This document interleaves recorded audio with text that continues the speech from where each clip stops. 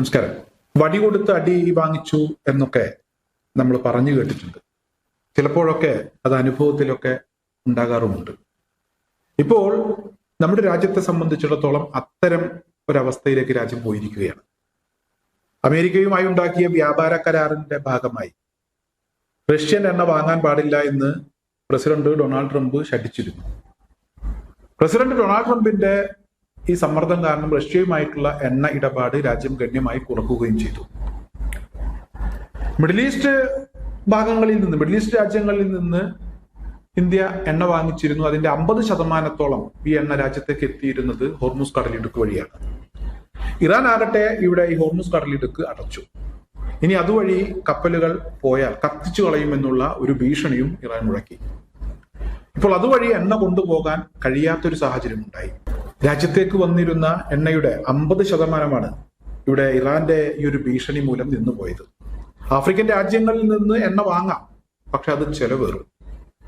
അപ്പോൾ പിന്നെ ഇന്ത്യയെ സംബന്ധിച്ചിടത്തോളം, രാജ്യത്തെ സംബന്ധിച്ചിടത്തോളം ഇനി ആലോചിക്കാൻ കഴിയുന്ന ഒരു കാര്യം എന്ന് പറയുന്നത് റഷ്യയിൽ നിന്ന് എണ്ണ വാങ്ങുക എന്നുള്ളത് തന്നെയാണ്.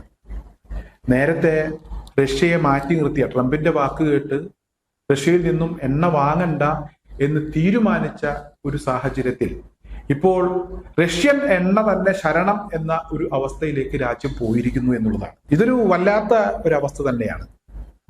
ഈ യുദ്ധം തുടങ്ങുന്നതിന് 2 ദിവസം മുമ്പാണ് ഇന്ത്യൻ പ്രധാനമന്ത്രി ഇസ്രായേൽ സന്ദർശനം നടത്തി രാജ്യത്തേക്ക് തിരിച്ചെത്തിയത്. ഇസ്രായേൽ തനിക്ക് ഏറ്റവും വേണ്ടപ്പെട്ട ഒരു സുഹൃത്താണ്, ഇസ്രായേൽ പ്രധാനമന്ത്രി വേണ്ടപ്പെട്ടവനാണ് എന്നൊക്കെ മോദി പറഞ്ഞിരുന്നു. അതേപോലെ തന്നെ ഇസ്രായേൽ പ്രധാനമന്ത്രിയും അത്തരത്തിലുള്ള ചില പരാമർശങ്ങളൊക്കെ ചില പൊതുപരിപാടിക്കിടെ നടത്തി. എന്തായാലും ഇവിടെ ഒമാനിൽ ഇന്ത്യ സൈനിക ആവശ്യങ്ങൾക്ക് വേണ്ടി ഉപയോഗിച്ചിരുന്ന ദുഃഖം പോർട്ട് അത് ഇസ്രായേലിന് വിട്ടുകൊടുക്കുന്നതിന് വേണ്ടിയുള്ള ചില നീക്കങ്ങൾ, ചില തീരുമാനങ്ങൾ, ചില ധാരണകൾ ഈ ഒരു സന്ദർശനവുമായി ബന്ധപ്പെട്ട് ഉണ്ടായി എന്നുള്ള ചില ആരോപണങ്ങളും ഉയർന്നു വരുന്നുണ്ട്. ചില മാധ്യമങ്ങളൊക്കെ അത്തരത്തിലുള്ള ചില ചോദ്യങ്ങളൊക്കെ ചോദിച്ചിരുന്നു.